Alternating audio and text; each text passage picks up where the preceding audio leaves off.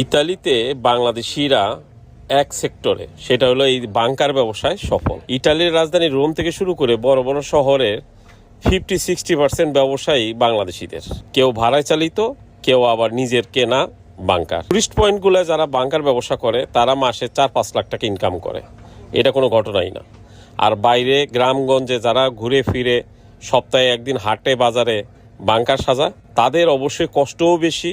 ভোর 5টা থেকে শুরু করে রাত 10টা পর্যন্ত কন্টিনিউ কাজ করতে হয় এবং উপার্জনও কম, কারণ গ্রাহক কম, কাস্টমার কম।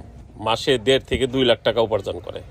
তবে ইটালির ইনকাম বাংকার ব্যবসায় ট্যুরিস্ট পয়েন্টগুলো, সে ইতালিতে বাংলাদেশিরা এক সেক্টরে, সেটা হলো এই বাংকার ব্যবসায় সফল। ইটালির রাজধানী রোম থেকে শুরু করে বড় বড় শহরের 50-60% ব্যবসায়ী বাংলাদেশিদের।